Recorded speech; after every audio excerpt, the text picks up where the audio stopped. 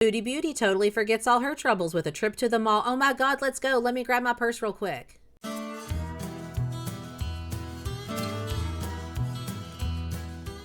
Hey y'all, I'm back.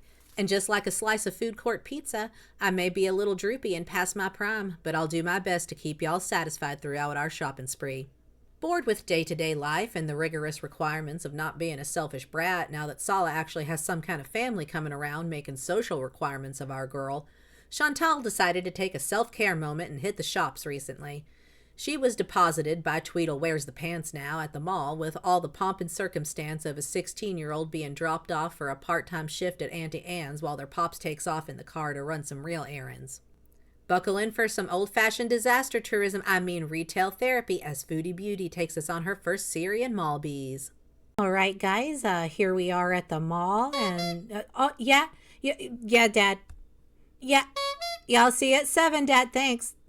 Yeah, thanks for dropping me off while you get my visa, Dad. I'll see you later. Bye. Bye now. Hi guys, today I'm here at the Sham City Center in Damascus, and I'm going to be checking out the mall. You can hear a lot of beeping. I'm gonna go have lunch here. Salah is in a government building doing some business. Aw, good job getting out there, girl. Getting dropped at the mall while Salah goes to take care of the actual adult business of y'all's lives. You don't want to be a part of that? I'm sure he doesn't want you to be part of that, because if you're not there, it just makes it all the easier for him to tell you whatever he wants you to know, but whatever. Let's go to the mall. Elevators. Actually, really air conditioned in here. Very crisp, cool air. Nice, and nice. They're playing the Quran, so no music. Well, that's convenient for you. We know how you hate a copyrighted music moment, so I wonder if the government building had crisp air conditioning. As a lot of places do. But so far this mall, I'm loving it. AC. And I'm in the food court right now, so I'll show you what I'm getting for lunch. I bet the government building didn't have a food court. Right now. Maybe. Eating at Texas Chicken. I don't know if this is an American chain, but... Now, if that government building did have a food court, I bet you they didn't have any Texas chicken. What'd you get?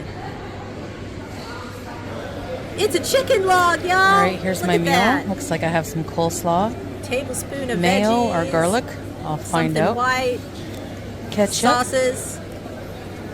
Texas Chicken napkin. Something to mop it all off which with. I think is the name brand from the U.S., which is weird because I thought the sanctions prevented And any name chicken brand log. food, but I guess there's some. There's a Hungry Bunny. Oh, that is a shot of just a mall on the decline. This is not good. Look at that. Charlie's. And there's a Charlie's, which is probably a knockoff of Hardee's. Yeah, I don't think that's a thing anymore, girl. Look, that sign used to be. That is the shadow of a sign that was. It doesn't look open right now, though. You think? You think that's not open? So the meal... Yeah, if your restaurant ain't open at noon, I don't know. I know other parts of the world eat a little bit different than the typical American schedule, but Texas Chicken was open. She got a chicken log. It was really, really, really delicious. Actually, crispy, hot, fresh, very good. They have a dip and dip, which is pretty cool. Oh my God, are you 12? Mom, they got a dip and dip. Can we stop at dip and dip? I want to get a dip and dip. My friends are there. Chocolate cafe. They have a cafe here. There's a cafe, and then there was a cafe. Oh my God, y'all. Pretty fancy. Fancy with the cafes and everything, yeah. All right, let's go up. Of course, the busiest part is where there's some food. Which at noon makes sense. Nice cafe.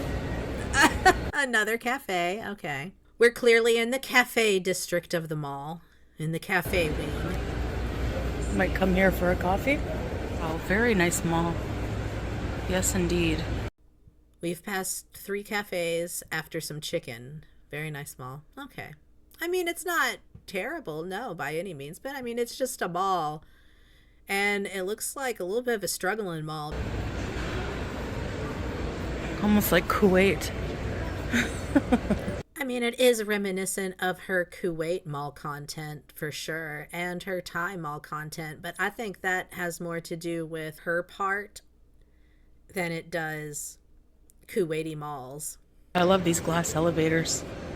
This is cool. If you want to do sports. Rollerblades.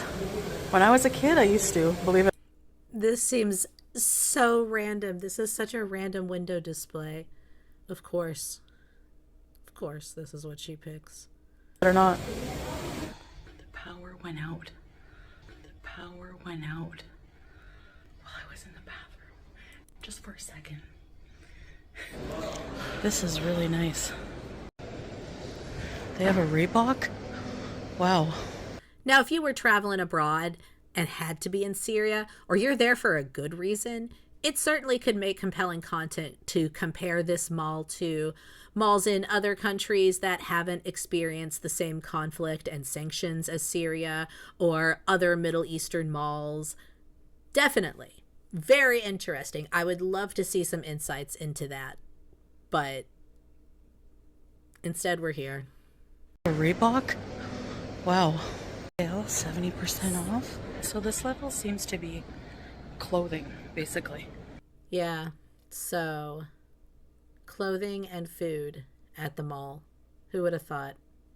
And she said it's like Kuwait. I don't know what about this reminds her of the malls in Kuwait. It definitely reminds me more of a dying suburban mall than it does what she showed of malls in Kuwait, which definitely reminded me more of the thriving malls of yesteryear.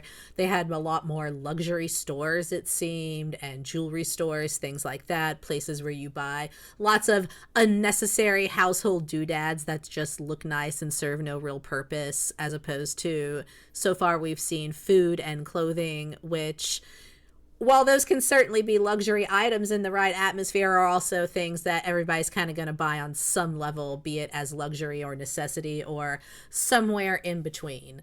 Carry on, though. It's like a Gulf country. World traveler. You hungry? You can always have a meal at buffet at Sham Grill. Oh, we're back to the food court already? Jeez. And shisha. Just zip through athletic wear and we're back to food. There's an Adidas here. Interesting. Marble coffee. That looks fancy. Should we have one? Wow, this is nice. Athletic clothes and like how many places now to have coffee? Has anyone been counting? 5? 6? I don't know. Okay. See the little taxis? That's how they are here. She really sells little it, yellow though. Taxis. They have a United Colors of Benetton. Do you remember that place? I have to hurry because Salah's picking me up. Oh, it's time to go. Dad's here with the car.